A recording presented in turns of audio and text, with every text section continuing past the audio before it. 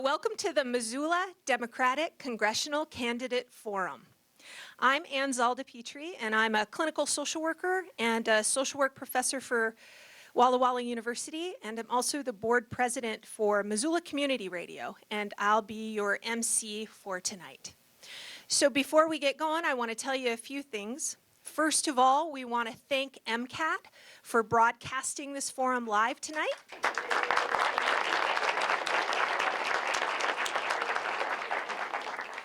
And MCAT's going to rebroadcast this forum in its entirety on February 15th at 10 p.m. and then again on February 17th at 5 p.m. So if you're interested in rewatching it, or you know someone who couldn't be here tonight, those are times when they can catch up on all the news from tonight.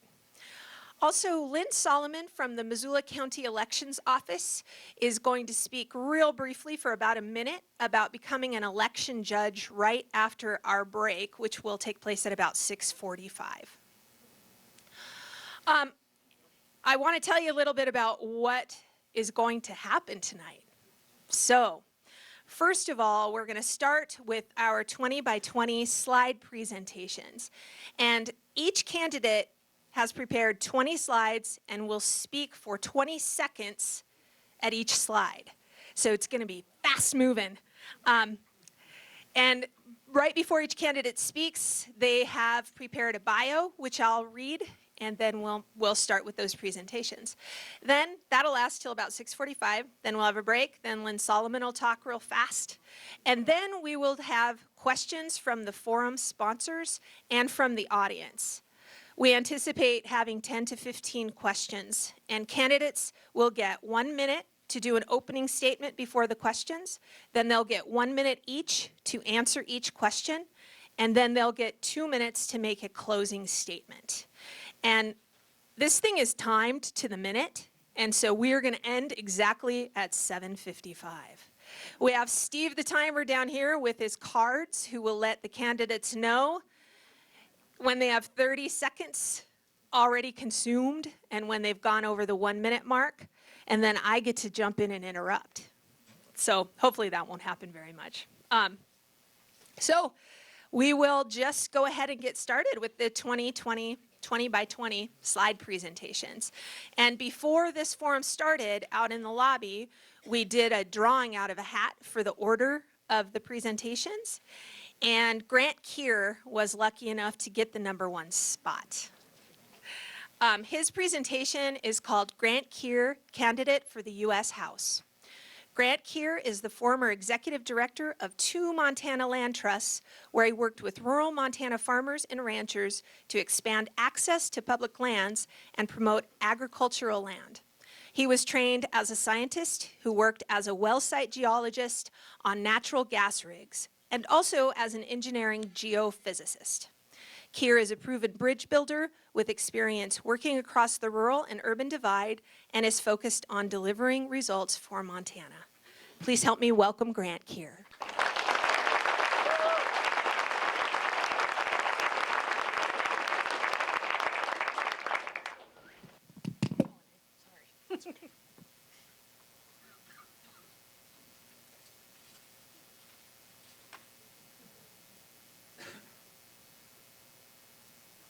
Is that ready to switch over?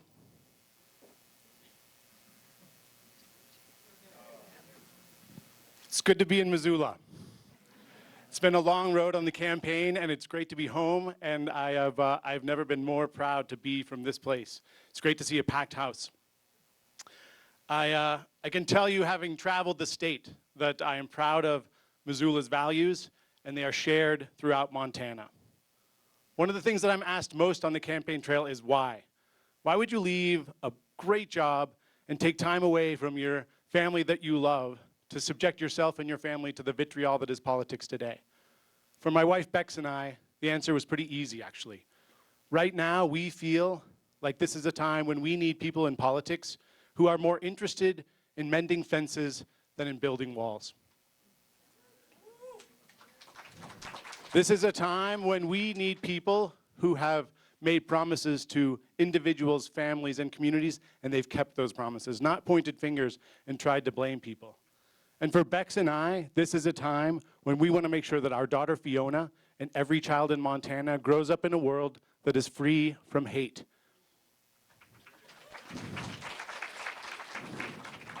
So for those of you that don't know me, I'm a scientist by training. I did work in industry. I worked in engineering geophysics. I worked throughout North America and Europe, assessing roads, bridges, and tunnels. I saw what it's like to put in a hard day's work. I also saw how quickly our country is falling behind the rest of the world because we're failing to invest in our future, in infrastructure, in our people, and in so many other ways. I've also worked for the last decade or more for land trusts, building relationships with farmers and ranchers and loggers and outdoor enthusiasts, putting together partnerships to get things done. And what I've learned in that process is there is far more that unites us than divides us across the rural and urban divide.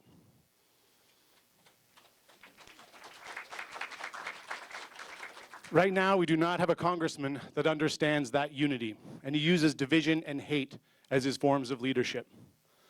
If he were listening to Montanans right now, he would hear what I am hearing. Just a couple of weeks ago, I was in Butte, Montana.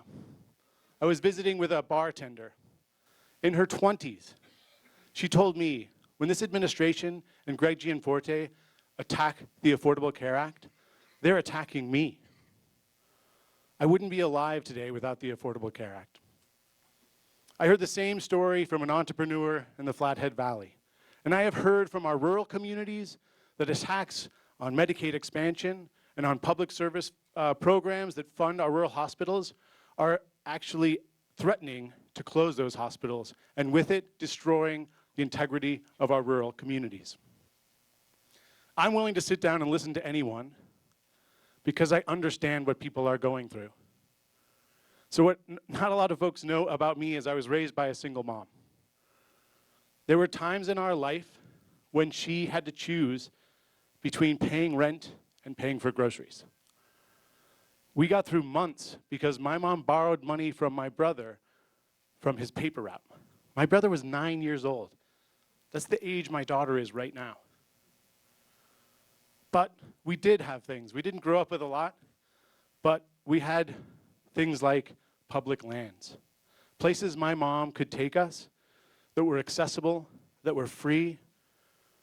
When we were in those places, my brother and I, despite having very little, we felt like kings. We saw a wide open country in front of us. And with that, we saw a future before us. We saw opportunity. I have been incredibly fortunate and privileged in my life to come from that place and to arrive at a point where I probably never dreamed I would get. What I want to do in running for Congress is make sure that others have the opportunities that I have had. I want to pass those legacies on to my daughter, and I want to make sure that those legacies are things that we pass on to every child in Montana and to every child in America. Make no mistake that I think this will be easy. I know this will be a battle. But I have seen battles before. And I've learned how to fight in them, but to fight in ways that not everybody understands. When I joined Five Valleys Land Trust, one of the things I was told is the most important thing you can do is save the mouth of Rock Creek. There's this botched subdivision and a huge battle, and people have yard signs and billboards, and there are legal battles. We want you to lead the fight. But that's not the way we did business. So I did something that nobody expected and no one else had done. I bought a plane ticket to Oregon. And I sat down with the developer of that botched subdivision. And over 2 years, I talked and I negotiated, and we got to a place where we reached an agreement where we could acquire that property, put to rest the subdivision, put to rest the legal battles, and instead we created a park, a place where every child now has access to the river, access to education about our natural lands and our natural resources. And starting this year, that place will have an ADA-compliant trail so that every person in Montana will have access to those incredible opportunities.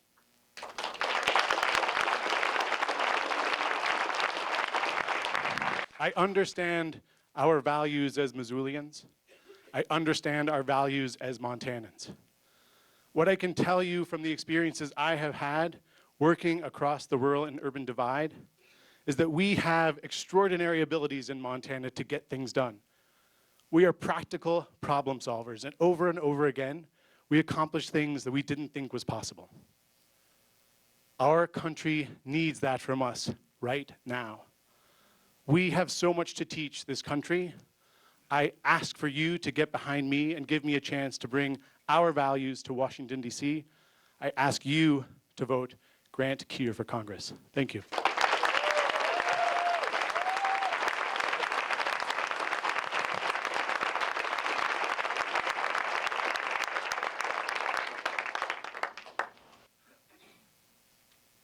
Thank you, Grant.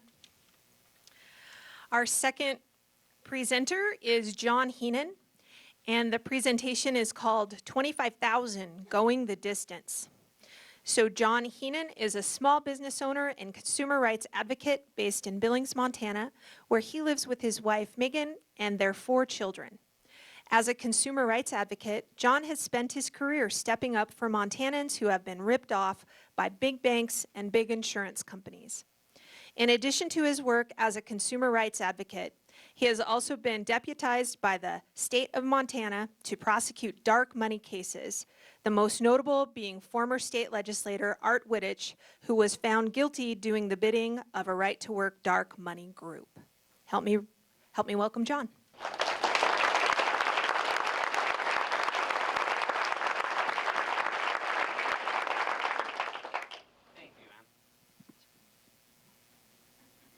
I didn't know I was going to have to push buttons or do anything to make this start. I'll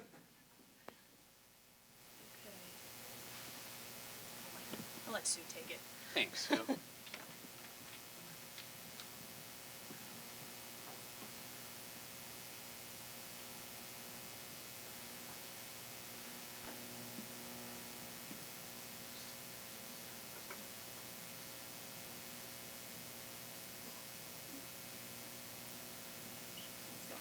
Was killed in a motorcycle crash 2011. The insurance company would not pay his death benefits, so I needed help, and I went to John and his company. John Heenan was such a big help for me, who I felt like I had no voice, but through him I did, and I think he will fight for Montana and for the country just like he fought for me.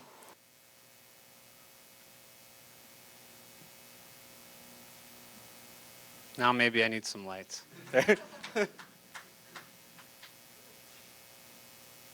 6 years ago, Louise King got the call that nobody ever wants to get. She got the call that her husband had been killed by a drunk drug driver who was minding his own business driving down Highway 93. And she tried to pick up all the pieces and deal with all the things that someone has to do when they lose a spouse. And she reached out to her insurance company to collect her husband's death benefits. And instead of paying what she was due, Louise's insurance company tried to trick her, and they tried to pay her exactly half of what she was due under her husband's death policy. And she fought with her insurance company for months and months, until finally she came to see me. And then I had the privilege to sit across a table from Louise and listen to her problems and figure out how we were going to solve them together. And so I went to work fighting for Louise for months and months that turned into years and years. But we won. We won together. And there's I've represented Jason and Liz. Jason and Liz poured months of work into their home, and they owned it free and clear. They didn't have a mortgage. So you can imagine their surprise when they got foreclosure notice. And should have been a simple fix. The company tried to foreclose on the wrong house. But it wasn't a simple fix because they were dealing with a big bank. And the bank wouldn't listen to them, and it then tried to get them to give up their rights in exchange for giving back title to their house, which the bank never should have had in the first place. And I had the privilege to sit across the table with Jason and Liz. and figure out with them what we were going to do to hold this bank accountable. I have a unique background from every other candidate in this race, and my background is one of, for my entire career, I've sat across the kitchen table with people like Louise, people like Jason and Liz, and I've helped them fight bullies. Corporations, banks, insurance companies, powerful interests that harm people, harm Montanans. I've represented every single person in this room. You might not know that, but I have. I represented you when I got deputized by the state and prosecuted folks like Art Whittick and other legislators that were engaged in corruption, campaign corruption. And I did that for free because that's an issue that's of paramount concern to me, dark money in politics. So my track record and my background is different. I've fought for working Montanans my entire career. I've stood on the side of the little guy against the big bully. And so when I watched, we're at this fork in the road, right? We're at this fork in the road, and it's scary. It's so scary to me. The path that we're going down, the decisions that are being made. I think we're in a dark time in our country now. Not a little bit dark, really dark. And so we need to decide. Are we going to keep going down this path, or are we going to do something different? I decided to run because I want to be able to tell my children and my grandchildren that in this dark time, what did we do about it? We stepped up, we stood up, we were heard, we were the resistance. And so that's why I'm running. I watch a guy that does all these things, and I don't need to recount them here, does all these terrible things. And now he's our only representative in Congress. We only get one representative for the whole state. And I watched all that and I thought, I deal with guys like this all the time in my line of work.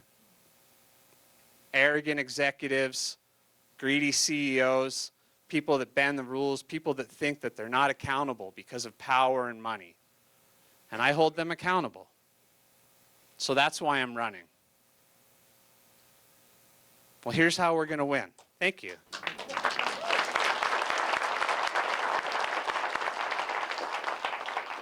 So as a new candidate, they say, okay, kid, here's the rules. Here, you're going to run for office. Here's how it's going to go. Because let me be clear, I'm not the establishment candidate in this race. No one from Helena selected me to run. And I'm proud of that. I'm very proud of that. So when the establishment says, okay, John, here's what we do. Here's the playbook. And the playbook is hide in an office, hole up, do call time. And maybe if you guys don't know what call time is, it's having a list of wealthy donors that you call one after the other, and ask them for money so that you can raise money, so that you can buy TV ads that will magically help you to win. And that is what candidates have done time and again and again and again. And it hasn't worked. It doesn't work. So we're trying a new playbook. Our title was 25,000. That reflected the amount of miles that we've put on my truck.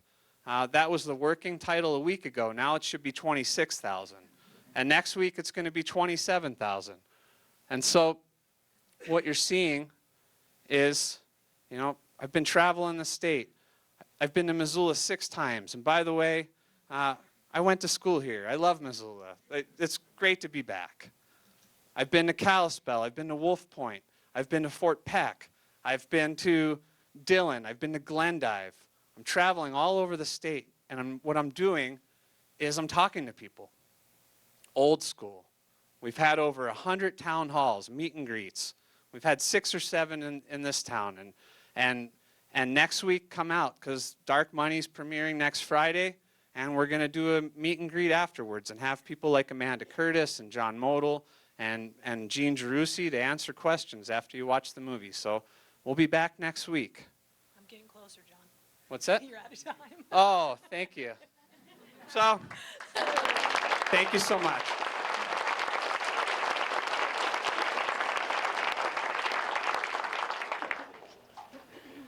Ah, that's fun. Okay. Our next presenter is Lynda Moss, and the presentation is called Connections from the Grassroots to the United Nations. Senator Lynda Moss joins us tonight from Billings, where she has lived for over 30 years. As a Westerner and Montanan, she knows the values of integrity, compassion, and hard work, which is what helped Lynda gain the trust of voters in the state's most urban legislative district in 2004 and re-elected in 2008. During the 2008 to 2010 Montana legislative session, Senator Moss served as the majority whip. A dedicated leader to economic development and entrepreneurship, she is Vice Chair and Investment Committee Chair of the Northwest Area Foundation and also serves on the boards of the Montana State Fund and American Craft Council. Senator Moss enjoys spending time outside, especially with her Bernese mountain dog, China, a certified therapy animal. Did I say it wrong?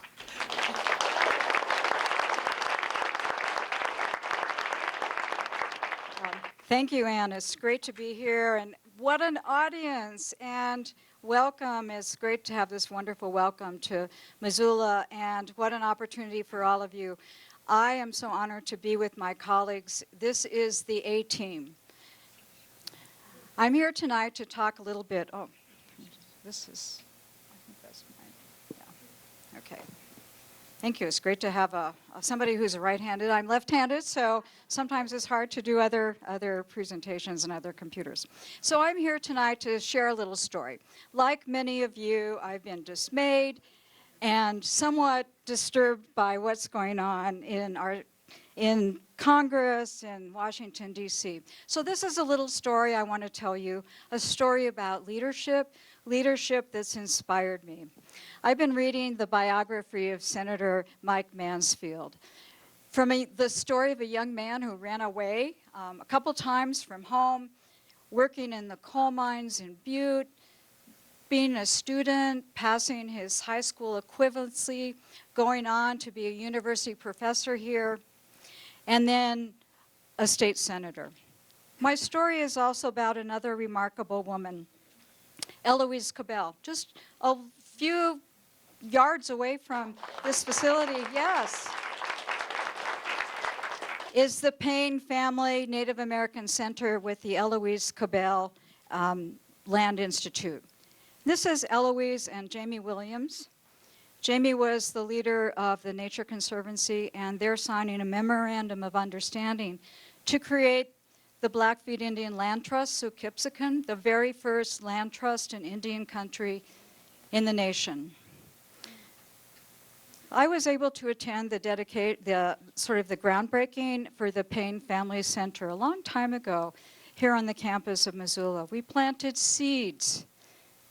There would be seeds that would spring from the earth for this remarkable facility. And so Eloise's story is a story that includes many people from Montana who have been remarkable leaders as well. Joe Medicine Crow, remarkable Crow leader, one of the last Crow chiefs who actually would tell stories of counting coup as a soldier in the World War. Remarkable gentleman.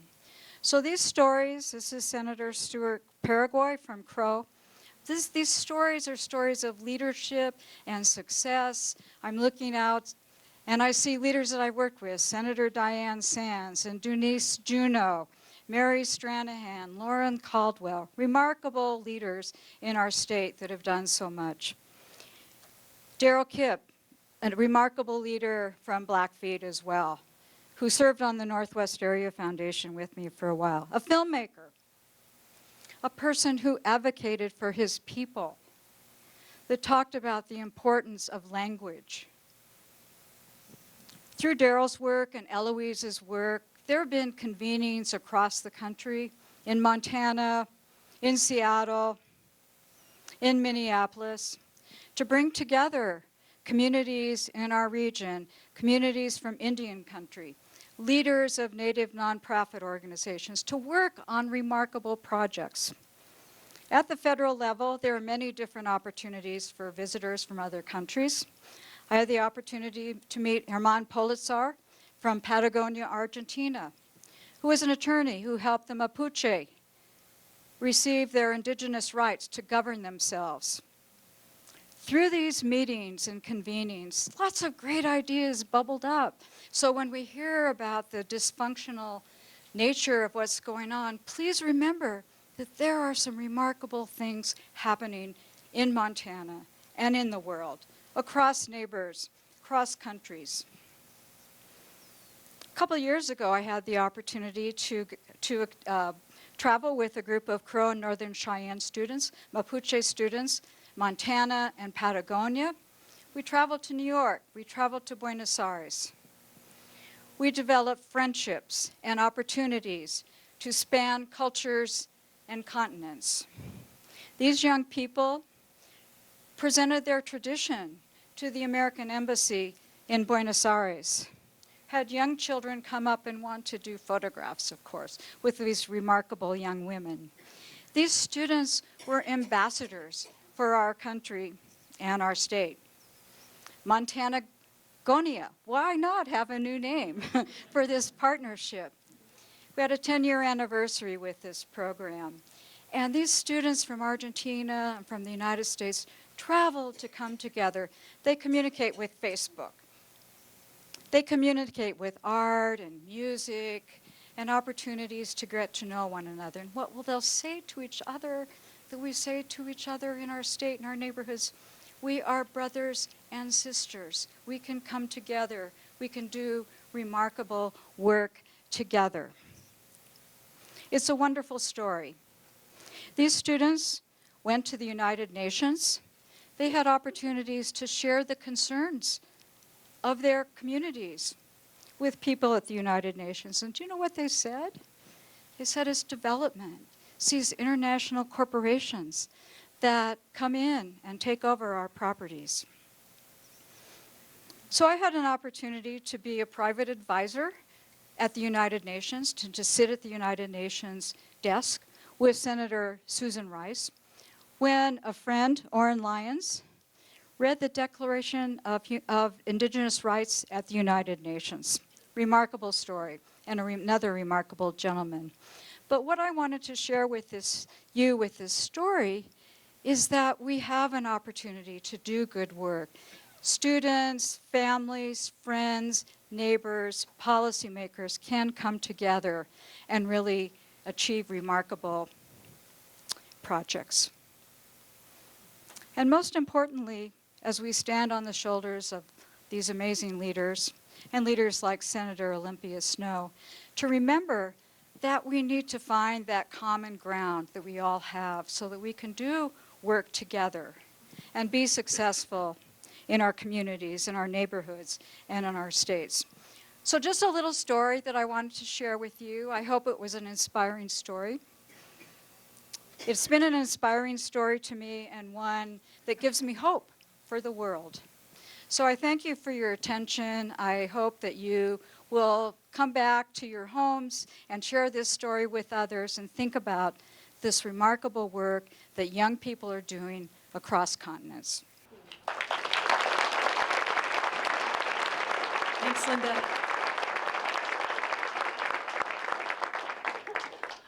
Our next presenter is Kathleen Williams. Kathleen Williams is a 3-term state legislator who has a 33-year career in natural resources policy. She currently works for the Western Landowners Alliance, an organization of conservation-minded farmers and ranchers in the North American West. While representing Eastern Bozeman in the legislature, she was vice chair of the Agriculture and Taxation Committees. She negotiated the CSKT Water Compact, voted to expand Medicaid, advanced the state earned income tax credit, stood up to insurance companies and forced them to cover routine cancer care, and fought for non-discrimination and a woman's right to choose. She is an avid hunter, angler, skier, and mountain hiker. She currently lives in Bozeman with her German wire hair pointer, Danny. Her, her presentation is called My Home on the Campaign Trail.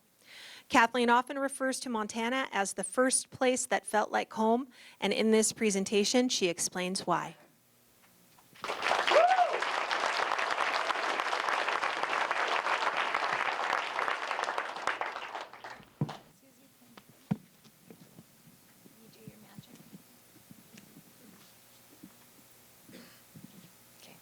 Good evening, everyone.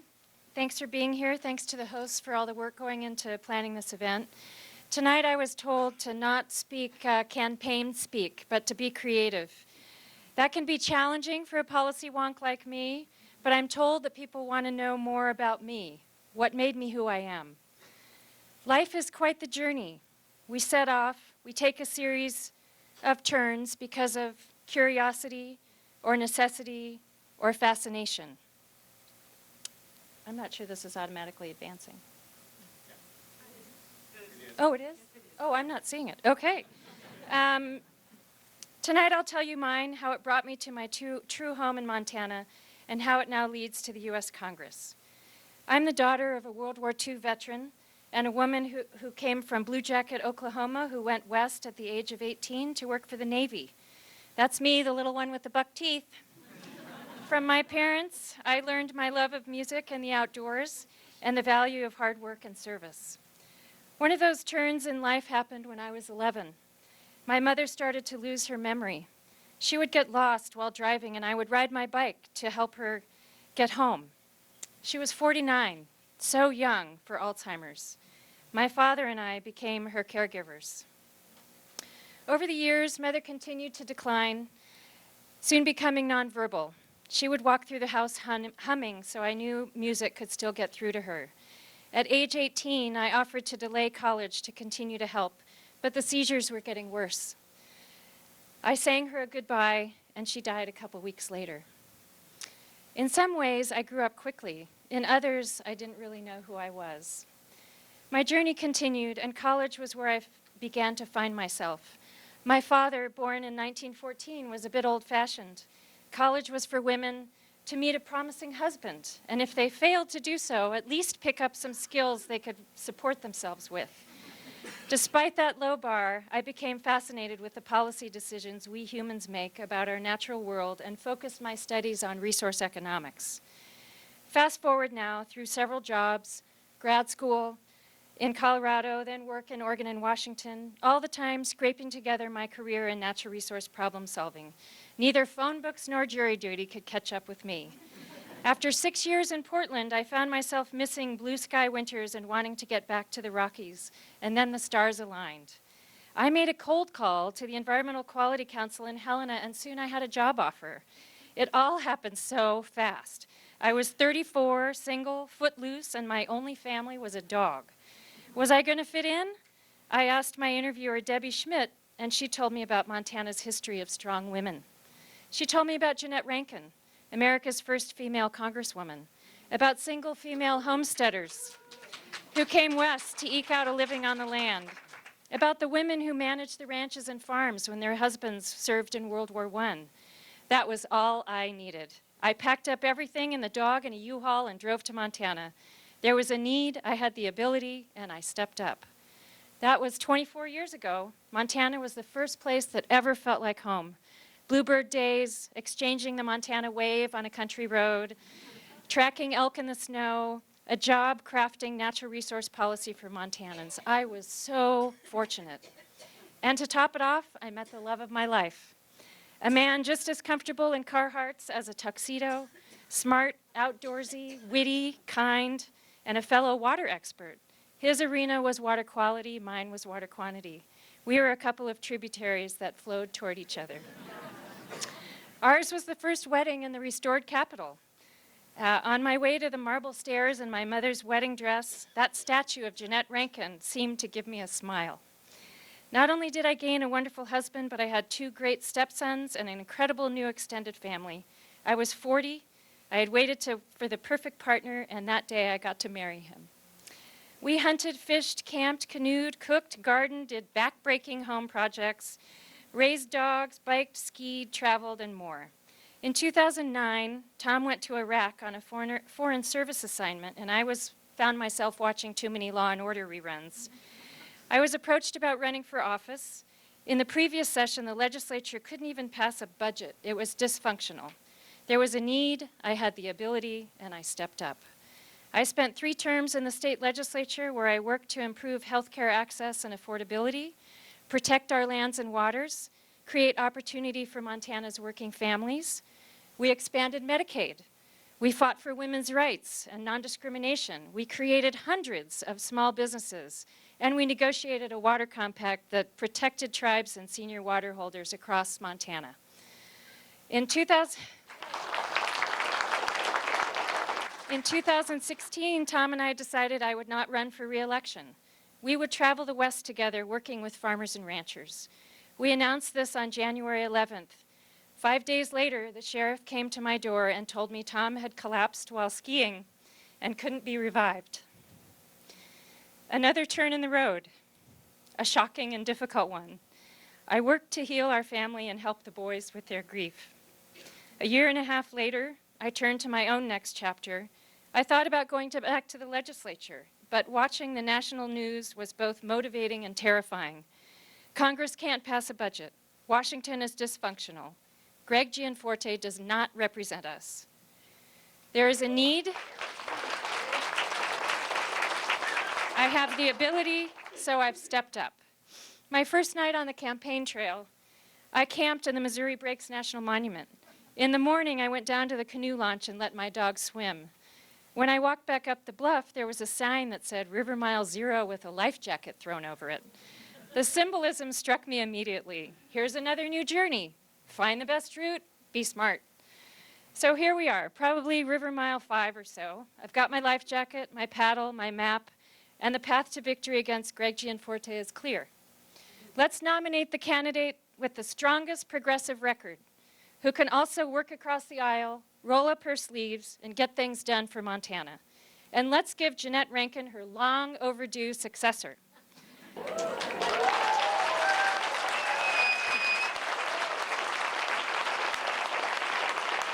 Montana is my first home. It's where I found my first love, and it would be my honor to become Montana's second Congresswoman. I hope you'll join us in the journey. Thank you.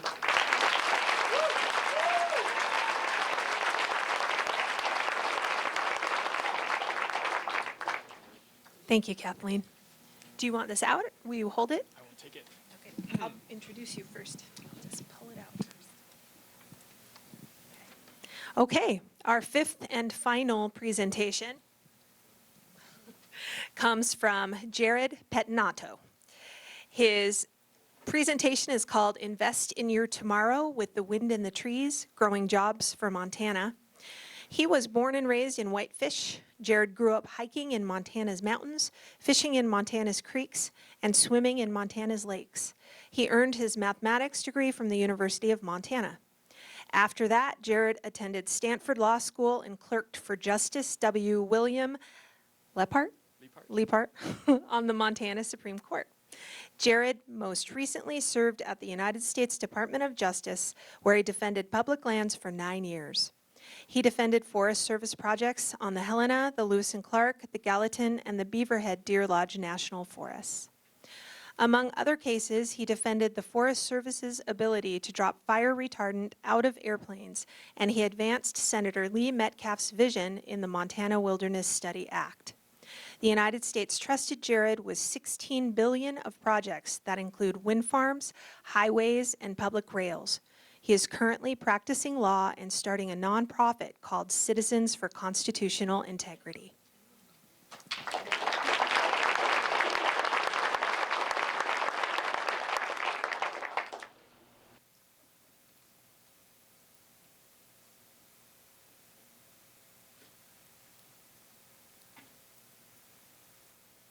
Hi, everybody. Thank you. I'm glad to be home in Missoula. I lived here for 4 years and got my bachelor's degree in mathematics, and so I'm happy to be here. It's always great being in Missoula. Everyone else has kind of talked about some other things. To me, this race isn't about us. To me, this race is about you all. It's about Montana. and it's about moving Montana forward. And I have ideas for moving Montana forward and bringing good jobs to Montana and expanding the infrastructure and moving Montana into the future. This has been sitting there for a little while, so now I'm wondering if it's going. All right, I think we're going. I think we're in business. Thanks, everybody. Thanks for your patience. So these are just a couple snapshots. This is all you're going to see of me in this whole thing. And this is just to show you, fishing and camping and hiking. That's what we do here. This is Montana. This is how we live. So I really love the outdoors, and I love Montana. And I see a couple ways of moving Montana forward. I see it through the wind and the trees. With the wind, we can make money out of thin air. If you look at this is the wind potential in the United States, and you see all that dark blue in eastern Montana. That's money right there. That's jobs in our rural areas. That's how we can bring money from the cities. We have Oregon and Washington with renewable energy targets, and we have our wind, which is the next treasure that the Treasure State has offered us. And we can bring that money to rural Montana and give good paying industrial jobs that will help lift up rural Montana. If you can see, this shows you some of where we have the different sources of energy and the transmission lines. You see a few wind farms in Montana, but nothing like we could do. There's new technology that allows us to move energy with losing half to a third as much. That'll help Montana wind companies and wind farms compete with closer energy sources to Washington and Oregon. We can bring jobs, and that'll bring money into Montana, and it'll grow the economy. It'll put money in the shoe stores and the department stores, and it'll put money in the hardware stores. And you can see that big open spot in the middle of Montana, and we can fill that in and grow Montana for the future. That's one idea. That's the wind. We also have the trees, and this is a little more complicated, a little dicier. We can use the money that grows on trees to manage the forests and to reduce high-severity wildfires. These are the fires that we had last year, and it was a lot, and you guys remember this. You remember the smoke. You remember not being able to go hike, not being able to go out and do what you wanted to, and maybe not even go outside because of the hazard of the air quality. We burned 1.2 million acres. It cost us $240 million in tourism, and it helped lead to the budget crunch here in Montana that is crunching a lot of our social services. These are unnatural fires. We have actually done this. We've created this system, and it's our responsibility to fix it. We have 4 options as you can see. The first 2, I don't think anybody's really into. The third one is really not sustainable, continuing as things are. We have an opportunity, and we can grow Montana and grow the health of the forests by managing the trees. As you can see, wildfire fighting costs are going up. They're going to double in the next 8 years. $2 billion a year. It's a huge amount of money, and that's from things that we have done. So Congress, in all of their infinite wisdom, has decided that we're going to give the Forest Service a certain amount of money. Go fight the wildfires, and if you have any left over, maybe do some management, do some watershed restoration, whatever you got. That worked great in the 70s when wildfire fighting cost 14% of the budget. Now, it's over 50%, and by 2025, it's going to be over 2/3. And that leads us into a downward spiral because we can't get ahead of the problem to do the work to restore the forest to the conditions where we can make fire a natural part of the system. As you can see, the money for managing the forest, for doing watershed restoration, for doing all the other things that Forest Service has done, has gone down and down and down. We caused this. We suppressed wildfires for 80 years, and we cut down the largest trees in the forest. This is called the 10 a.m. policy. Forest Service said, we are going to put out the fire by 10 a.m. tomorrow morning, and that's what we're going to do, and that's what they did. And that has led to these conditions that cause high-severity wildfires. We've got stands of dead trees, lodgepole pines, with fuels on the ground, dead trees and branches, so when the fire comes in, it burns hot, and it gets into the spindly trees that are left, and it gets into the canopy and causes these high-severity wildfires. Now, some high-severity wildfires are fine, but we have done this to ourselves, and it's our responsibility to fix it. This is a shot out of a project on the Beaverhead Deer Lodge called Red Rocks, and the brown parts are the dead lodgepole pines, just like that stand we saw. The green parts are alive. You can see that our forests are just not healthy, and they're dying, and they need us. This is how forest stands used to be in the past, and it's a diagram and how overstocked they are. So what we do is we take the timber companies, we give them some money-making work, so they thin the stands. It's healthy for the trees because they can grow large. They don't have to compete with all the other trees. Foresters call that releasing the stands. And then we combine that with some money-losing work. So they go and clean up the branches and the downed trees.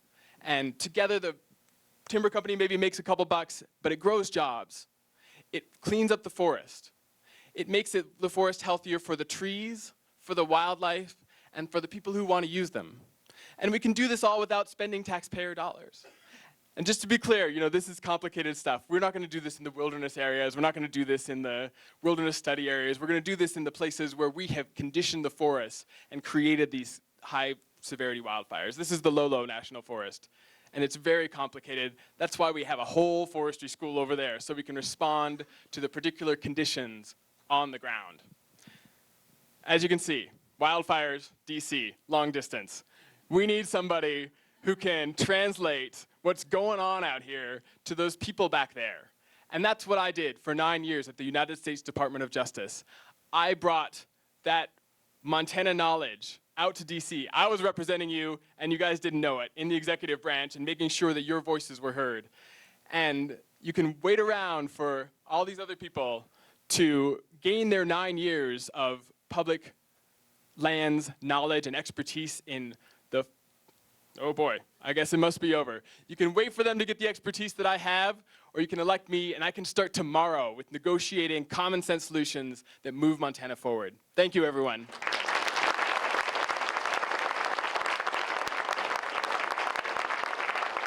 That concludes our 20 by 20 slide presentation portion. It is 6:54, so let's take a 15-minute break and be back by 7:10 to start with questions. Sue has a 5-minute break. Let's take a 5-minute break, so run for it. We'll be back here in 5 minutes. Okay. Welcome back. If everyone could please take their seats, we are going to get started here. First, before we begin, we have Lynn Solomon from the Missoula County Elections Office to speak about becoming an election judge. Thank you. Thank you. Well, I'm happy to say we have some trained election judges in the room already, so please give them a round of applause. Thank you, election judges. I'm Lynn. I'm here on behalf of the Missoula County Elections Office. Every 2 years, we try to recruit 800 people to train 800 people to be election judges. Those are the folks when you walk into the polling place, they greet you, they take your name in the register, they issue you a ballot, they explain how the ballot works, they explain how the secrecy envelopes work, they explain how to put your ballot in the M100, they assist disabled voters. We need 800 of those folks every 2 years, and the training is going on right now. Training goes on throughout February. One of my favorite, there's a lot of things I love about election judging. First of all, I'm helping people do something that's important to them. I've held babies while their moms voted. I've helped folks who are regaining their voting privileges after being incarcerated and watch them vote for the first time. It's very special. This is a very manageable time commitment. What we're asking from election judges is a 3-hour training for basic training, service on primary day, service on the general election day. If you're unwilling or unable to work the full day, you can work a half a day. Typically, you work in your neighborhood, which is way fun. I used to be an election judge at the senior center. It's awesome. They have lunch. They play bingo. You got to vote before you can go in the back and play bingo, however. I'm going to cut to the chase. The average age of an election judge in Missoula County is 72. And they're awesome. I swear, I worked 1 year alongside Betty White. I swear, she was awesome. But we need a bench, right? We need people in reserves to be the next generation of election judges, and so that's what I'm here asking you folks to consider. You get paid for this. You don't get paid a lot, but you get paid. It's fun, it's important work. Please visit a couple different ways you can go about it. MissoulaElectionJudge.com. That will give you more information. You can sign up for a training session. Training sessions go through the end of February. We've just bumped 2 into March. 3-hour basic training. There's specific training for poll book judges. There's specific training for polling place managers. MissoulaElectionJudge.com, or you can email us at electioninfo@missoulacounty.us. You can call 258-4751. I'm going to leave some brochures out front. I also have voter registration forms. My hunch is that's not an issue with this crowd, but they're out there nonetheless. Please consider being an election judge. Tell your friends, tell your neighbors. Peace out.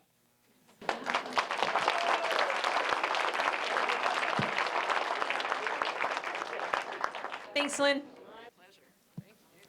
And if the candidates can come on and have a seat up here at the tables, we're going to get started with the questions from forum sponsors and the audience section. Just to remind you of the rules here, each candidate will have 1 minute to make an opening statement, and then 1 minute per question asked. And we've got Steve the timer down here, and it looks like he's friends with Sam Orr, who's also here doing some timing. So thanks to those guys for being on it.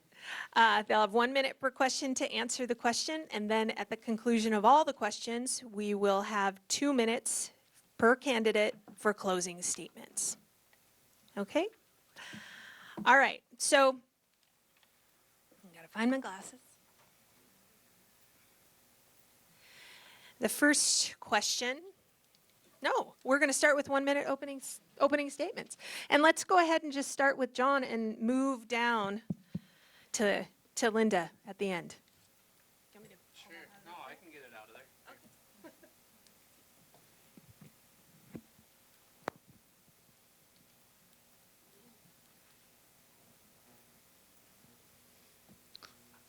As I mentioned there in my slideshow, tired of losing. Tired of losing. We're all tired of losing. Well, how are we going to win?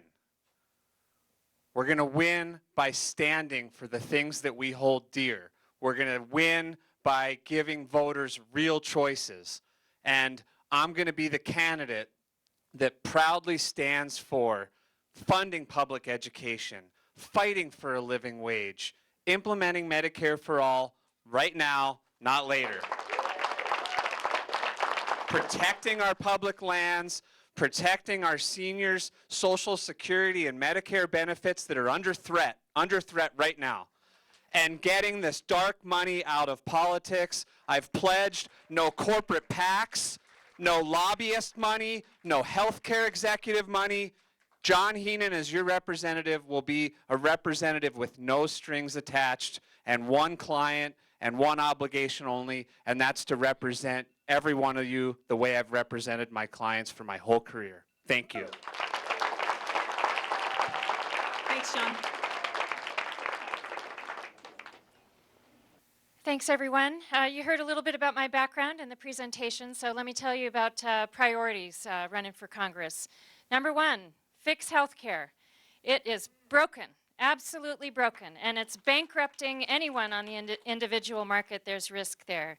Number two, foster opportunity, big bucket, public education, freedom from discrimination, rewarding career, secure retirement, the ability to stay on the land if you're in the agricultural industry, freedom from discrimination. Number three, protect our environment and our outdoor heritage. All my career, 33 years, I've been finding win-win solutions for thorny natural resource issues. Four, civility, dialogue, integrity, stateswomanship. Make Congress work again. And number five, our place in the world. It's time Congress reassert itself in foreign affairs, both secure at home and peace abroad. Thank you.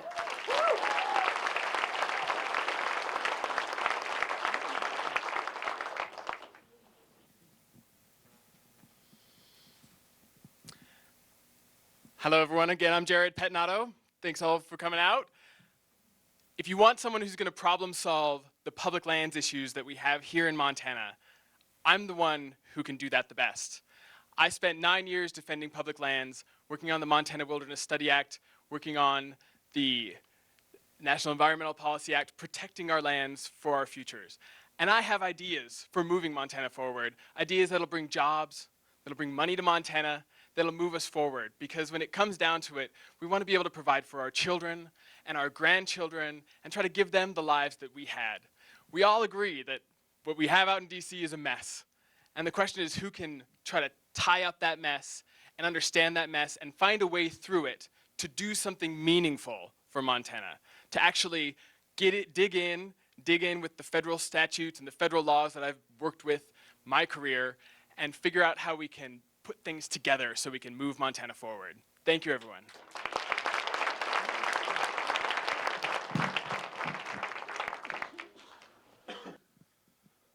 So I want to start with a couple of thank yous. I want to thank the Missoula County Democrats for having all of us here tonight. And I want to thank all of you. You are what it's going to take to win. You are going to decide the direction of this country. And I can tell you that having traveled this state, there are people just like you who are turning up in unprecedented numbers in every corner of Montana because they want to see change. But here's the thing, the tools that are destroying our country are the tools of division and hate. You have to vote, you have to volunteer, you have to support a candidate. What you need to do is talk to your neighbors. Talk to the people who disagree with you. Talk to each other. Start building the bridges we need to make the country stronger, to make our democracy stronger, to really change the trajectory of our country today. That's what you can do. You don't have to wait for a primary. You don't have to wait for a general election. You can start that tonight with people who don't agree on a candidate, and you can start that tomorrow with the people who live next door to you.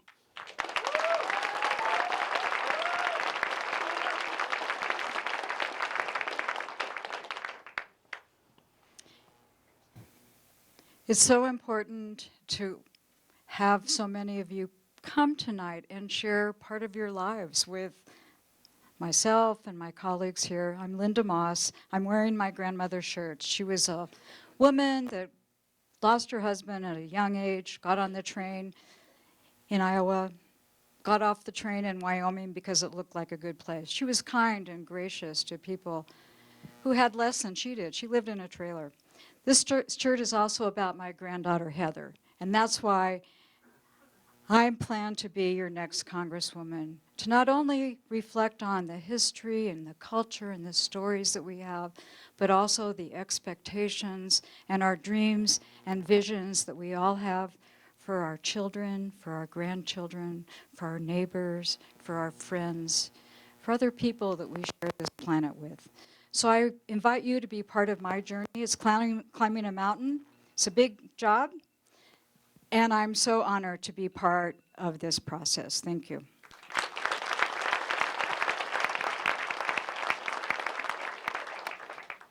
Thanks, Lynda. Thanks to all the candidates. Our first sponsor question is from the forum organizers. And I think the order for answering this question, we should start with John again and just move on down the line. The question is, what is the succinct message Democrats can express to convey their core goals in order to succeed in the next election?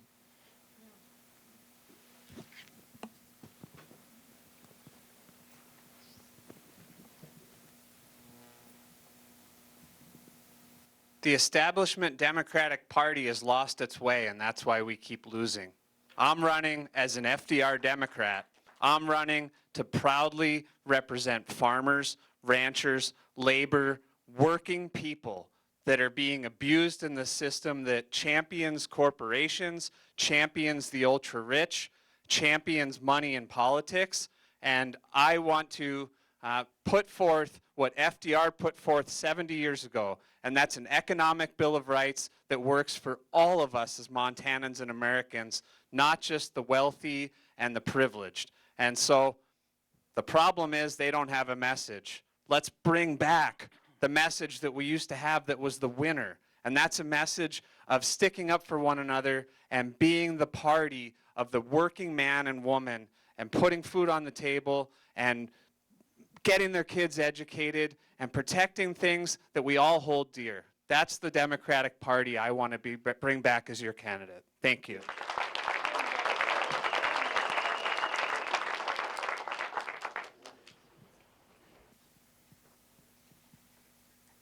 So the Democratic Party needs to be a party about solving problems. I went to Helena when it was divisive, hyperpartisanship, lots of inexperience, and we can lead by example. We can build relationships, we can solve problems, and we can put that effort above partisanship. So I'm also tired of losing, and we need to put people in office that have policy experience, that know how to solve problems, bring diverse interests together, and work to advance Montanans' interests, all of Montana, not just the special interests. So that's why I'm running. That's the new Democratic Party, problem solvers. Thank you.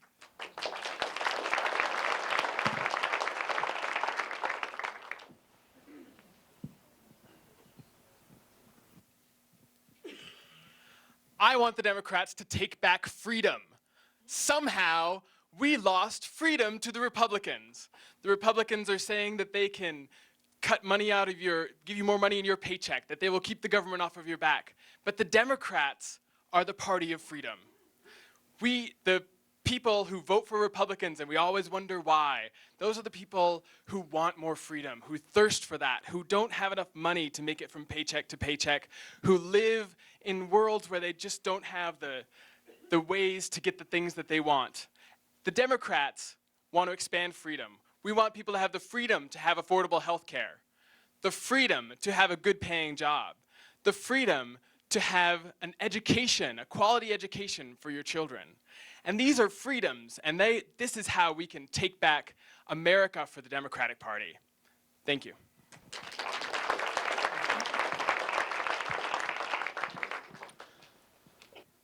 So it's my belief that a fundamental problem in our country right now, and the reason we're in this mess, is that too many politicians spend their time focused on message and not delivery.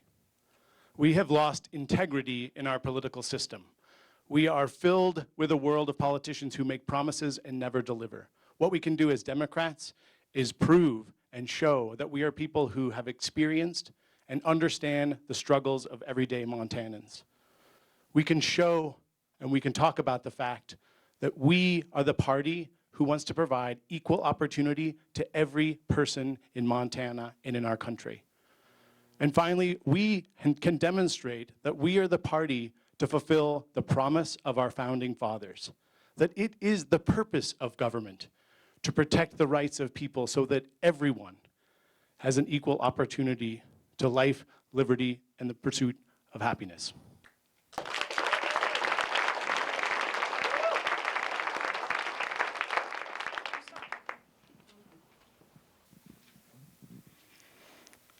If we think back to this remarkable story of young people that reach across continents and cultures and languages, listen and learn from one another, work collaboratively, understand that small towns and rural communities have different needs than our large urban centers, recognize that diversity, that we all come with our own stories, and that if we can work together, if we can neighbor together as Democrats, as good listeners, as people that recognize that government is there to serve all, we can raise the voice of the Democrats, not only in Montana, but in states across the country, and really say to the world, we are a leader, and we represent what a true democracy can and should be.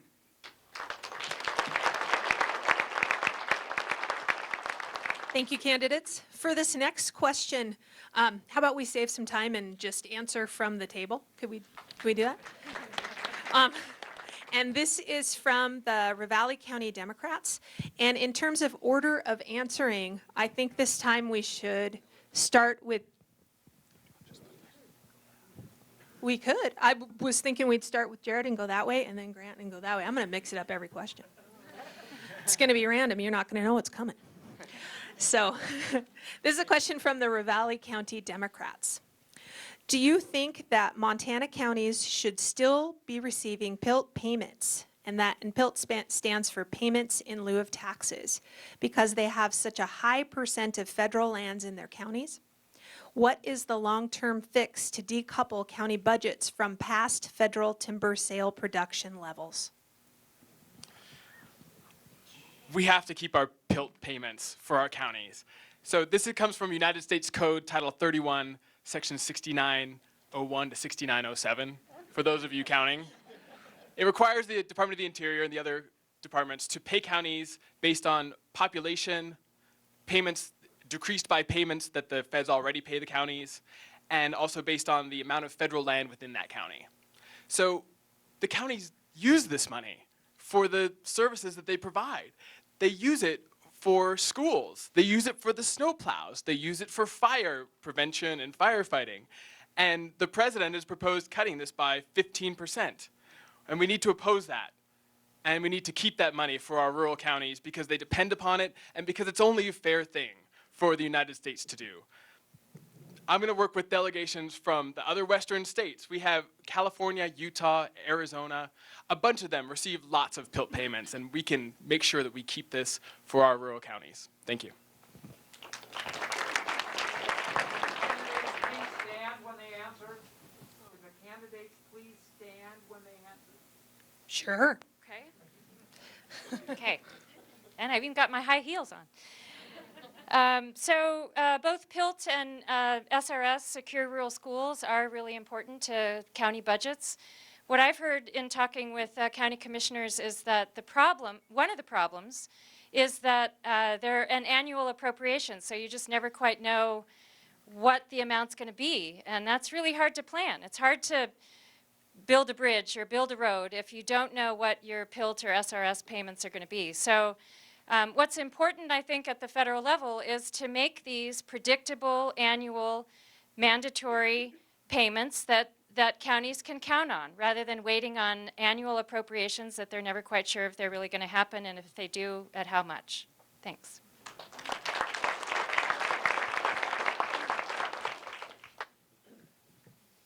Yes, we need to fully fund PILT. That's what our counties rely on to be able to fund our schools and essential programs. And what's so insidious is, we used to have this Rural Schools Act that allowed counties, as Kathleen mentioned, to reliably count on it. And they defunded that in 2015. And the reason is because they want to pit counties and school kids and essential programs against timber industry and the ability to use our public lands for more than logging, for recreation. They're important with climate change. 10% of our carbon capture happens in our public lands. We all love and enjoy public lands, so we ought not, in Congress, be pitting one against the other. So I'm fully in support of funding PILT and not tying it to logging profits. Thank you.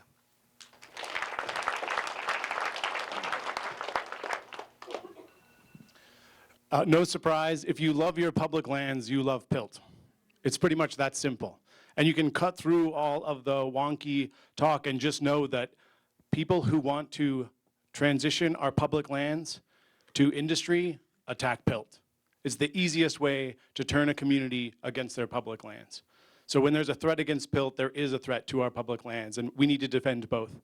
There is a solution. There's some ideas coming out right now to create a trust fund so that there's greater predictability for the county governments, that the funding is coming down the road, and there's greater predictability for our kids and our grandkids that we are going to protect the public lands they deserve to inherit.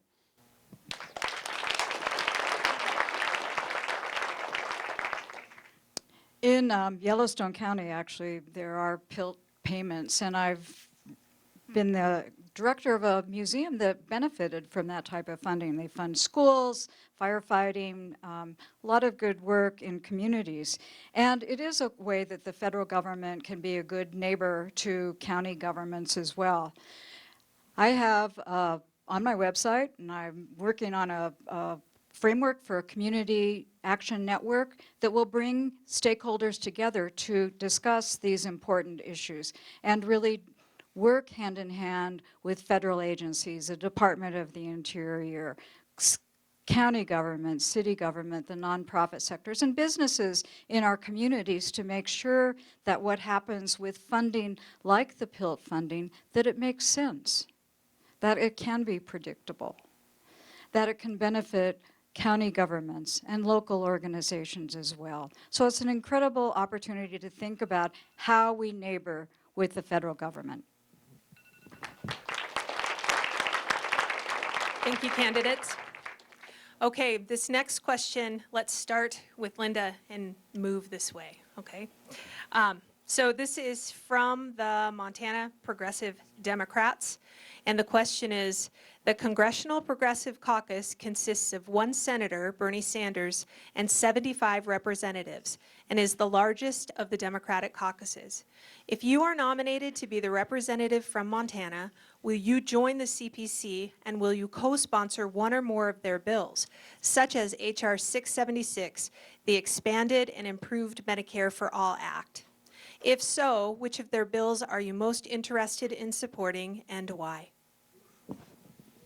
Thank you. Universal access to health care. We are the only country, the only democratic country that does not provide some sort of universal access to health care. It's an aspirational goal. We can learn from other countries. I've had opportunities to work with healthcare providers in Australia, New Zealand, UK, Canada, to sort of learn about the different ways that you can approach universal access. Lowering the age of Medicare is one way. One bill that I would support that's being proposed is the family and medical leave. In Montana, we are facing an older population. We're going to have to deal with families that are caring for their seniors. Families not only that are caring for young people, but people with Alzheimer's and people with dementia. So in just a few years, Montana could be a model for the rest of the country to a dish. How do we approach universal health care in a way that's sustainable and beneficial to everyone?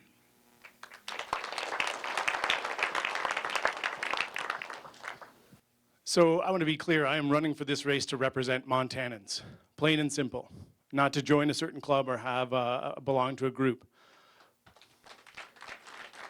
But what I do like, and what I think really reflects our values in Montana, is a long history, there's no kids here, of badass women, right? I'm proud to be endorsed by one, Joey Banks, who is brave and courageous in ensuring that women have access to abortion services right alongside primary care. And I am very happy to sign up right now for the Each Woman Act, which makes sure that the government can't use the power of the purse to cut women off to access to their health care.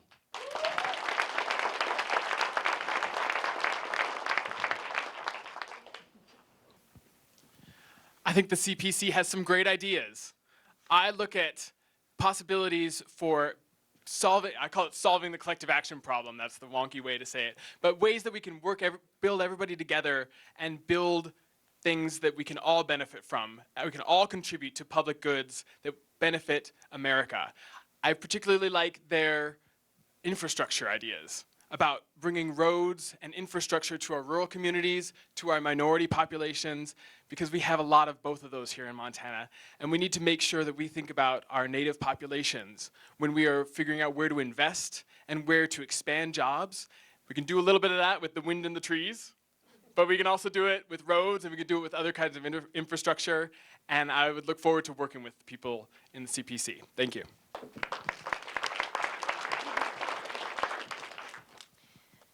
So for those of you that didn't Google CPC, their 4 tenets are economic justice, civil liberties, global peace and security, environmental protection, and energy independence. I am all over that. So, yeah, so that caucus sounds interesting. Frankly, the Solutions Caucus sounds interesting to me, but you got to get there and figure it out. As far as Medicare for All, our campaign does have a fairly strategic approach on healthcare.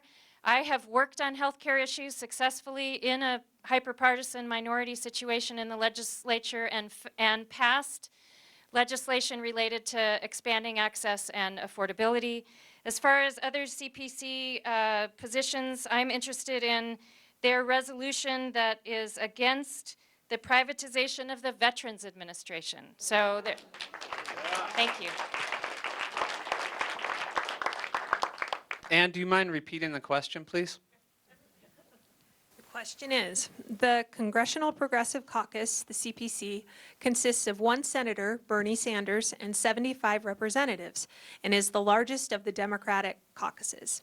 If you are nominated to be the representative from Montana, will you join the CPC and will you co-sponsor one or more of their bills, such as H.R. 676, the Expanded and Improved Medicare for All Act? If so, which of their bills are you most interested in supporting and why? Yeah, let me give a straight answer to that question. Yes, and hell yes. I'm honored. We just picked up another endorsement today, Representative Ro Khanna, who's the vice chair of the CPC. So we've got now several congressmen, congresspeople that caucus with the Congressional Progressives that have endorsed my candidacy. The reason they've endorsed my candidacy is because they know that I will work with them on bold economic solutions to urgent problems that Americans are facing right now. And so what will I do? I'll get to work right away on supporting Medicare for All, because I've had clients and so many people that are struggling right now, and they don't have time for increments and wait and see and caution. These are serious problems that require urgent solutions. And as your representative, that will be my job, is rendering urgent solutions. Thank you, candidates. For the order of answering for this next question, could we start with Kathleen and then go this way with John at the end? This is from BMWED-IBT, which is the Railroad Workers Union. And the question is, since union membership is one of the surest ways to gain a foothold in middle-class membership and provide for equality in pay for workers, are you willing to help fight against any federal right-to-work law? If so, how? So, right to work, what a misnomer, right? It's really about right to be a freeloader for the advancements that unions are able to negotiate. So, number one, a method of fighting against the right to work proposals is really calling out it as a misnomer, publicly, broadly, loudly. So I will work to, I have been a strong supporter of unions in the state legislature. Bargaining is a critical contributor to people being able to achieve middle class, live the American dream. I was part of a union as a public employee. There are threats. There's a Supreme Court case that that people are looking towards as cutting into the public employee union. So this needs to be paid attention to and fought for and preserved.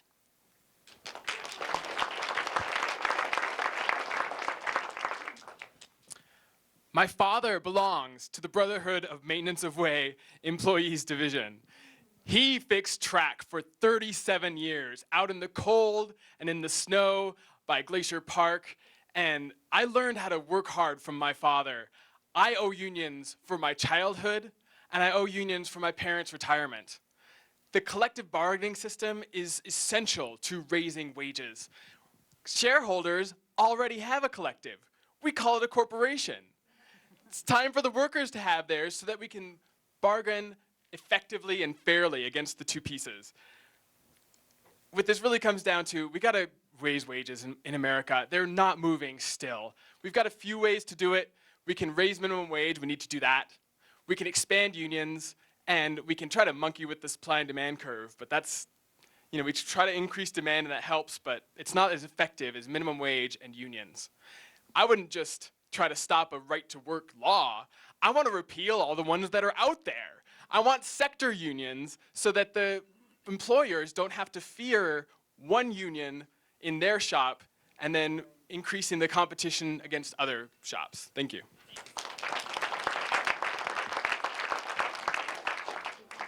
Yes, we absolutely must protect workers' rights to organize. There's no question about that. Unions aren't just a key to people's opportunity to get to the middle class. They're a key to a crisis that we're seeing in our country right now. My wife wouldn't make a fair salary right now if she didn't belong to a union and make sure that she had equal pay for equal work. Right now, women are being sexually assaulted and harassed in the workplace. Give them a union and they'll have a safe place to go to call out their employer or their supervisor who is taking advantage of them in the workplace. I will oppose any federal legislation that tries to get in the way of workers' rights to organize.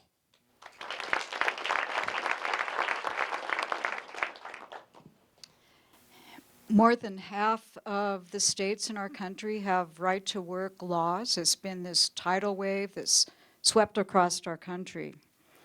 I have a clear record through my legislative work of standing up and saying, no, we need to support the right of people to organize, the importance of unions. Certainly, if we look at women's history, the history of our nation, organized labor has been an important part of that. I will continue to support labor through my work as your Congresswoman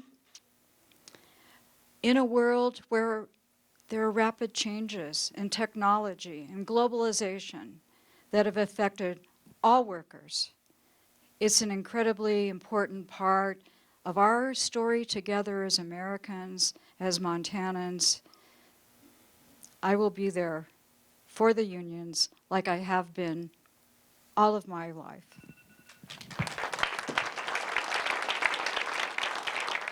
Okay, for this final question. Oh, John. Sorry. Sorry, John. And thank everyone that said, wait.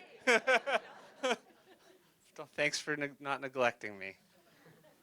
Strong unions benefit everyone. No one's going to out-labor John Heenan in this race. I've been working my tail off, talking to unions, working with them, telling them how I'm going to fight for them.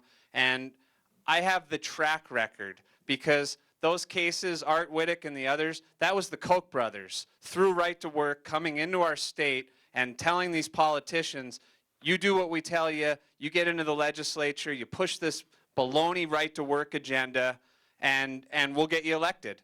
And I was proud to volunteer my time to prosecute those politicians that were taking the dirty right to work money and come out and watch all about it at the Dark Money premiere next week at the Big Sky Film Festival. I've got a track record, and that's the fighter I'm going to be for labor as your representative in Congress.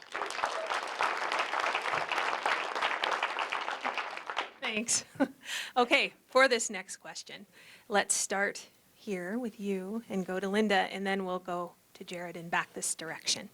Okay, and this question is from the Mineral County Democrats. Senator Merkley of Oregon introduced climate legislation called the 100 by 50 Act. The primary objective of the bill is to transition away from fossil fuel sources of energy to 100% clean and renewable energy by 2050. This act is sponsored by other senators, including Bernie Sanders. Please share your thoughts on this proposed bill. So I am a scientist by training and trained in geology and geophysics. I have measured ice cores. I am keenly aware that climate change is probably the biggest issue of our time. It is the biggest threat to my daughter's future and to the future of every child on the earth. The difference between me and our Republican opponent is that he thinks that addressing climate change threatens our economy. I think that addressing climate change is the biggest economic opportunity we have in Montana. He claims to be a businessman. If he were, he would remember the customer is always right. We are energy exporters. Our customers want cleaner forms of energy, and the workers in our state deserve our attention so that we can guarantee they have good jobs for future generations.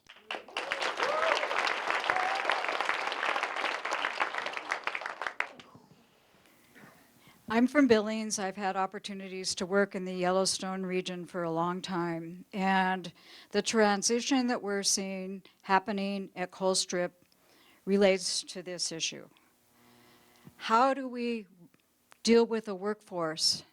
How do we transition a community from a coal-fired power plant to a place that provides opportunities for all? Colstrip is an interesting place. It has a merchant line. It has an opportunity to send out sources of renewable energy. There's a large wind farm, solar farms. There are opportunities to really use that transmission line in the community of Colstrip. It's a hard conversation to have, but it's happening. And there are opportunities to use the experience that we have in Colstrip, in Montana, to talk about the transition in other communities, in Appalachia, in Middle America. How do we transition from coal-fired energy power plants to renewables? It's tough, and there are opportunities. Thanks, candidates. Those were all of the questions from the forum sponsors. Oh my gosh, I'm just ready to go. Sorry about that. Let's have the second half of them talk.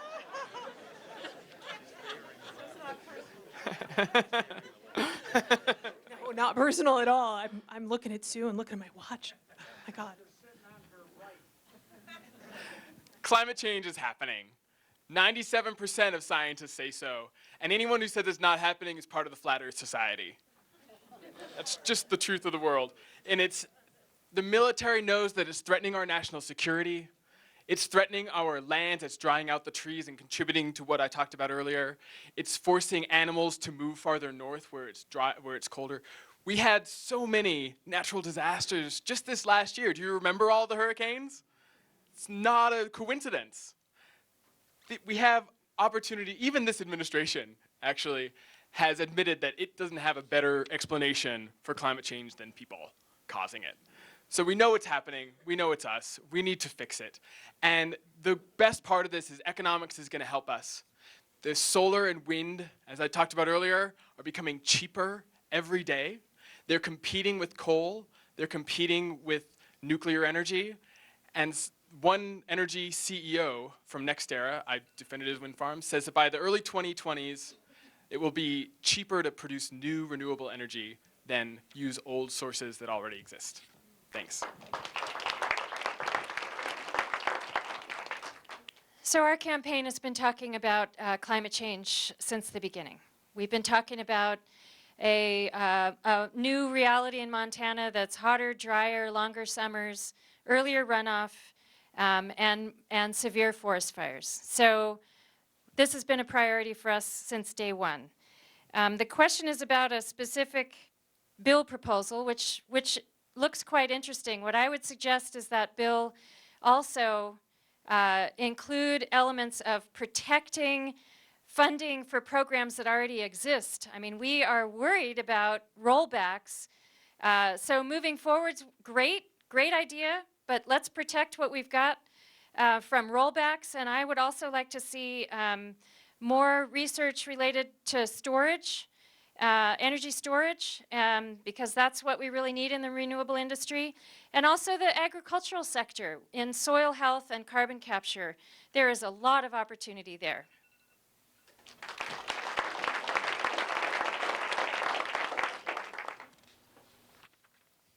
Yeah, climate change is real. It's happening right now. It ought not be for political candidates to have to opine about what's just science at this point.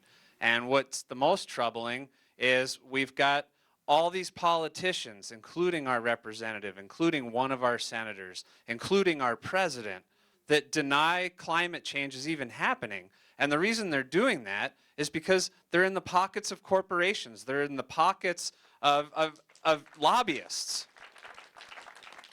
And so step one is get politicians that are unwilling to acknowledge science and unwilling to be beholden to anyone other than their lobbyist, donor friends out of office. It's too late, you know. We don't have time. We got to get rid of them. But there is this opportunity, this amazing opportunity. There's more six-figure jobs coming online in the sustainable energy field than in any other energy sector. So Montana has an opportunity to be a leader. Do we want to put these jobs in China, or do we want to get people to work in Montana? I want to get people to work in Montana. Thank you, candidates. Finally, I'm back on the mic.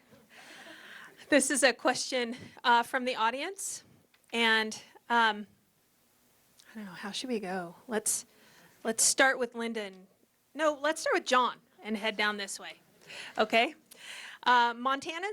Montana's recent domestic violence fatality review reports that the number of people killed by an intimate partner increased 139% over the past 2 years, 150% for Native Americans, with firearms being the most frequently used means.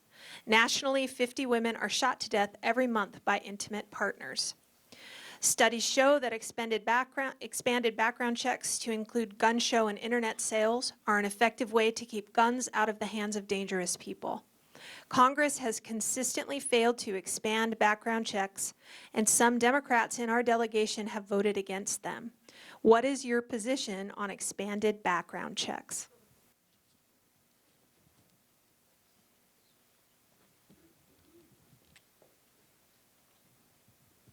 I'm against expanded background checks.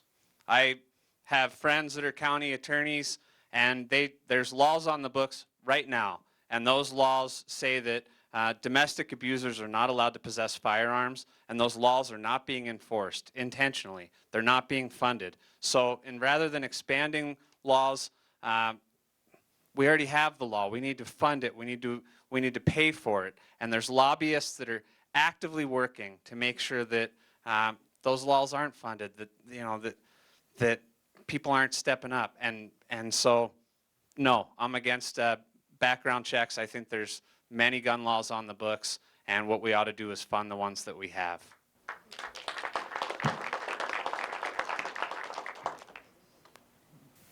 So I'm from Bozeman, and we have had so many high-profile murders by domestic abusers, usually women. It is heart-wrenching for a community. It's disgusting. It is wholly inappropriate, and it tears communities and families apart. I concur. I'm a gun owner. I'm a hunter. So I am willing to wade into this dialogue, and I think I can be a responsible voice in this dialogue. But I agree with John. There are also opportunities. So we need to enforce the prohibitions against abusers having guns, having access to guns. We also can expand the fact that not just spouses, but people dating, children, parents, others should also be prohibited if they have a court protective order against them. Thanks.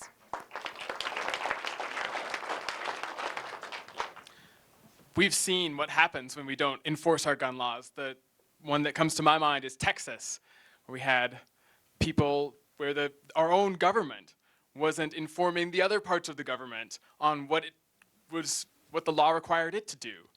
And people lost their lives over that. I'm not for expanded background checks. I think we need to focus and spend our resources on implementing the laws we have, on keeping them out of the hands of criminals, on keeping guns out of the hands of terrorists, and making sure that the only law-abiding citizens have access to guns. And if we do that, we can decrease some of these horrible, horrible events. Thanks.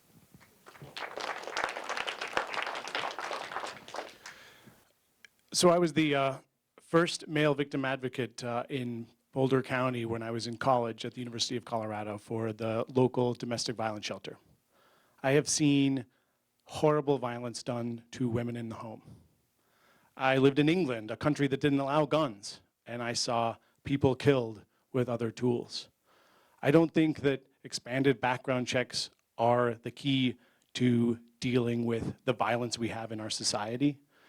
I think we need to enforce the laws that we have on the books, and I think there are a lot of other things we need to do to support people to live healthier lives, to live happier lives, and to have access to mental health care and other things will help them deal with the issues that they're facing.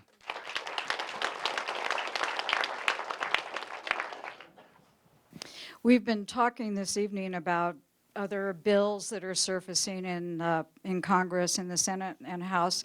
And Senator Heidi Heitkamp of North Dakota has a bill called Savannah's Act, and it's to address the issue of missing and murdered Native women across the country. We've heard in the legislature, we've heard from the Empty Shawl Project of what happens, on reservation communities. Those two young women that you saw in my story, they told me about their concerns of missing aunties, friends on their reservation. I believe that it's the duty of anyone that owns guns to have a gun safe in their home. We have a large percentage of teenage suicides that are caused by access to firearms. I believe it's important as a country and as a state to really address that issue and talk about gun safety that makes sense and that can protect women and children, vulnerable populations, urban populations from violence caused by firearms. Thank you, candidates. Everybody went, right? Yeah, okay. This will be the final question from the audience. If you submitted a question and it wasn't asked, which I'm guessing you might have, there'll be an opportunity. If you feel motivated and inspired by what you've heard tonight, you can meet with the candidates out in the lobby when we finish and volunteer. So you can also ask them your questions. So this will be the final question, and then we'll go to the 2-minute closing statements. Okay, and so how about we start this one with you, Grant, and we move to Lynda, and then we start with you, Jared, and move that way. Okay. If you go to Washington, how will you advocate for for public education? Not even special education, but public education. In great contrast to my opponent, Greg Gianforte, I will make sure that we have a system that will ensure that not a dollar of public funds go to private schools.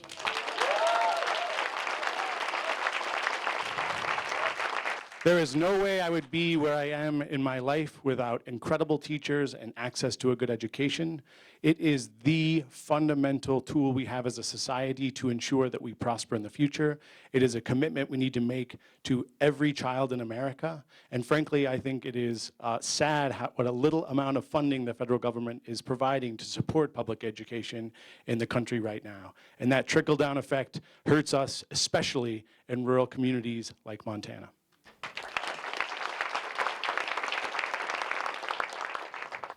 I've been working on a project for almost 2 years now, American Jobs for American Youth, and it looks at the opportunities and the challenges that we have to provide the infrastructure, the background that young people need to be successful, to have good paying jobs. We talked about union jobs, to have access to affordable education, to have access to training through the Missoula College, to also have the ability to look at the world, to have lifelong learning, something that we all need to do in this changing, rapidly changing world that we live in.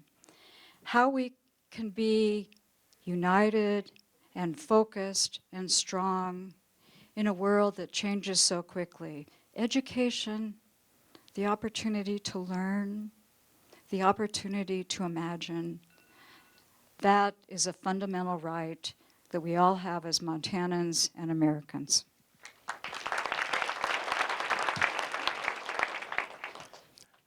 I grew up in Montana public schools. I loved my public school teachers.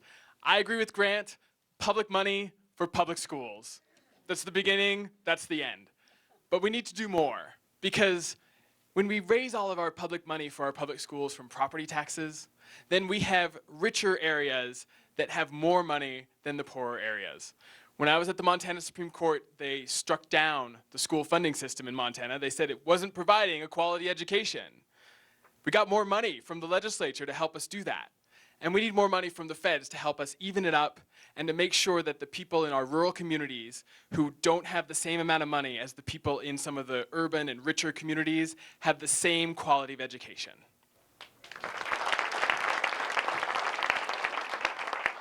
I think you're going to hear some common themes here. I too am a proud product of public schools from elementary all the way to graduate. So public education is is the great equalizer. It's where we can get ahead. It's part of a critical part of our culture. We need to support it as best as humanly possible.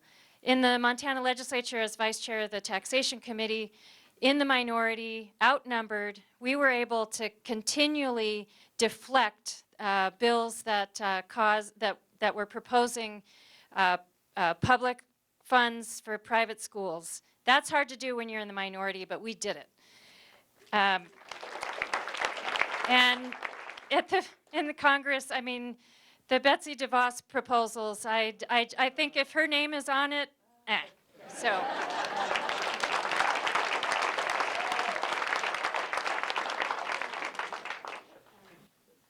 I'm a product of public education, and I've got 4 children thriving in Montana's public schools right now. We literally, the elementary school that my younger 2 kids go to school is right across the street from my house. And so I'm all in on public education. And what we see through this tax cut to rich people and corporations is Montana's going to suffer. Our kids are going to suffer. Millions of dollars are being taken away from our public education system here in Montana. So as your representative, I will fight like hell to fund public education, oppose any effort by these greedy billionaires to take money away from our kids to put it in their own pockets, and I will expand public education. I've been traveling the state, touring Missoula College here, Miles, Dawson. There's these amazing programs that are win-win. They give these kids great education so they can get to work and make more money right now. I will expand funding of public education to colleges and trade programs so that our kids benefit. Thank you, candidates. So we'll close up with 2-minute closing statements. I'd like to start with Lynda and move all the way down to John. 2 minutes. I feel like it's okay if the candidates come in front of the tables for their closing statement. So thanks. I was already doing that. So yeah, thank you. Thank you, Missoula. It's great. I've looked out. If all of us have, answered questions and posed challenges to you, and you're nodding and smiling, and I hope you walk away from tonight with some inspiring thoughts and some, let's go out there, let's get people energized.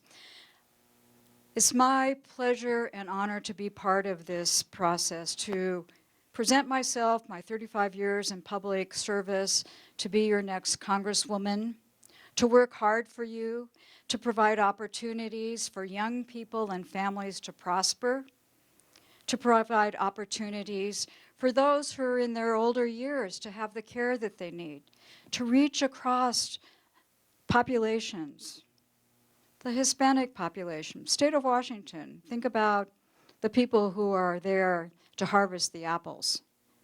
To reach across Montana into Wyoming and North Dakota and talk about highways, rural healthcare hospitals, issues that affect us all.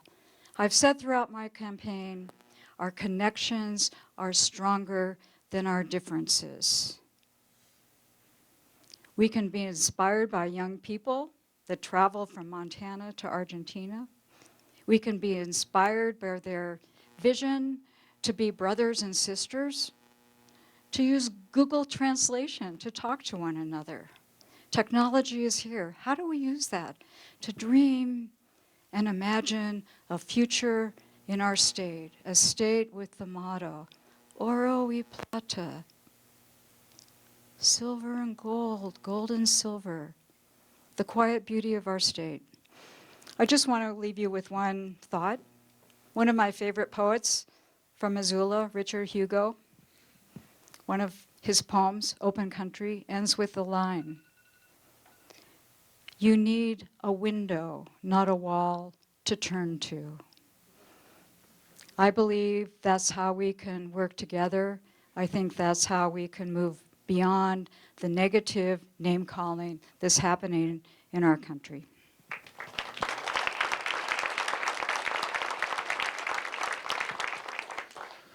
I'd like to share a short story about a place that the folks I worked with at Five Valleys Land Trust protected. Shortly after we did, and I'm not going to name the place, We invited out the Confederated Salish and Kootenai elders to the place that we had protected. It was a place that a lot of people wanted us to protect because they felt like it was really important in their community.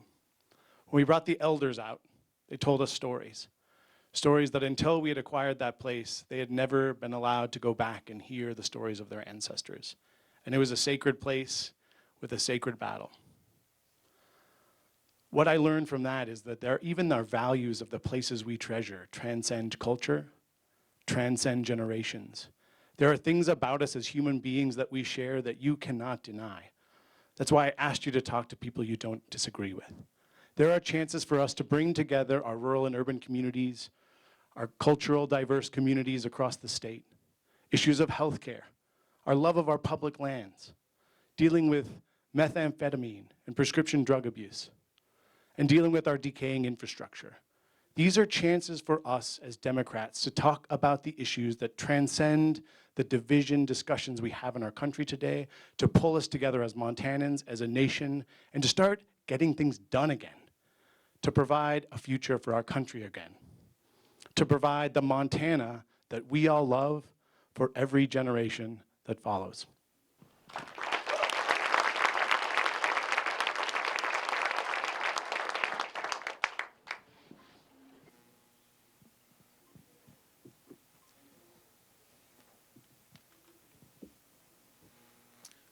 When we beat Gianforte, we are going to win for Montana.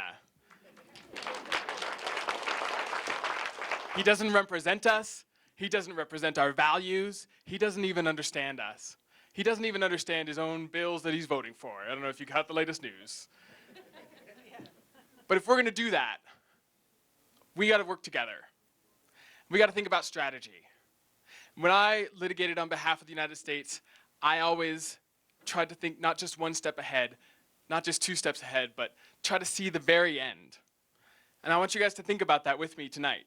I want you to think strategically, because we Democrats in Montana have not chosen a primary winner who has gone on to beat the Republican in a seriously contested primary since 2008.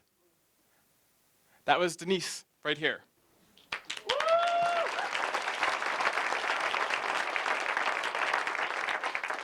So we need to think about who can beat Gianforte and make sure that we pick the right one. And so I want you to think about your neighbors, and not your favorite neighbors. I want you to think about the neighbors that you sometimes disagree with, that you see and you don't always talk to, the ones with the bumper stickers that might just make you feel your heart beat just a little bit more. And think about what can do that. I can beat Gianforte, and I know I can, because I play on the same level. He's got 2 things going for him. He says, I sold the business for $1.5 billion. Sure. I saved the taxpayers $1.5 billion just last year. He says, I built jobs in Montana. Great. That's in the past. You have no plans for building jobs in the future.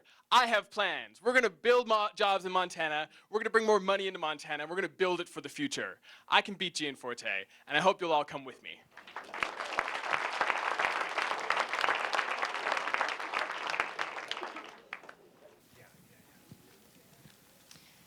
So thank you all for coming out tonight. I know there's lots of competition for activities in the evenings, and it's just so heartwarming to see engaged, interested voters. So thank you.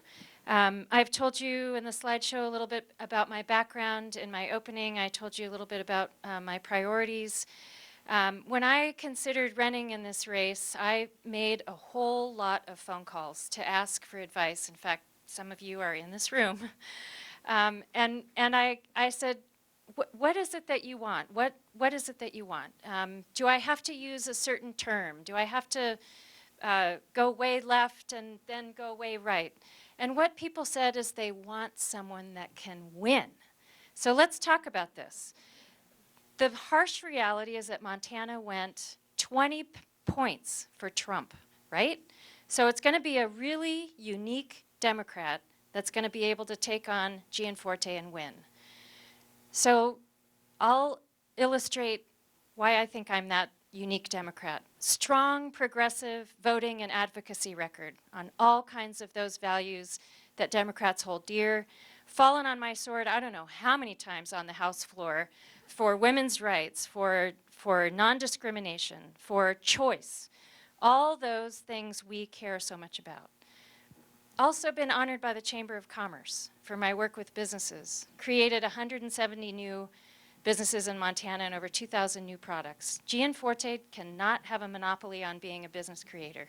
Strong connections in the agricultural community, working statewide, and then success, especially on healthcare issues, in a polarized minority situation in the Montana legislature.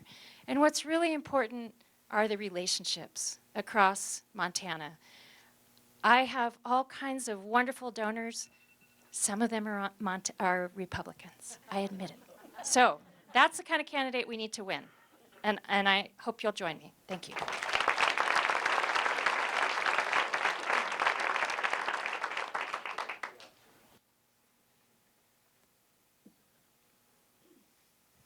The things that we care about, the people that we care about, are under grave threat right now by people like Greg Gianforte. I think we need somebody that's a fighter, and I'll be your fighter. I'll be the fighter for the people of Montana, and I've got a track record as a fighter. I've fought for my clients against bullies. We've got a big bully. We need somebody that's going to fight him and take him out. I've fought for everyone in this room against corrupt politicians. We've got a couple corrupt politicians in Washington. I'll fight them for you, and I'll take them out. My wife and I are small business owners. We own a restaurant in Billings. I have lots to talk about with small business owners and can talk economics in a way that other candidates in this field can't. These are all good people. We have to pick who's going to win in November. I've built a team to win. I've got folks like Joe Trippi that just helped beat Roy Moore in Alabama. We're opening up field offices. Our first office is opening up here in Missoula this week. We've got an army of volunteers, hundreds of people. And the reason that they're getting on board with me is because ours is a we campaign. Ours is a campaign about all of us doing a community service project and taking back this seat, Pat Williams' seat, from this criminal interloper that we have right now.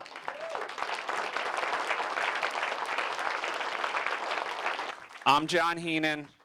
Get off the fence. Give me your support. Let's do this together. Thank you.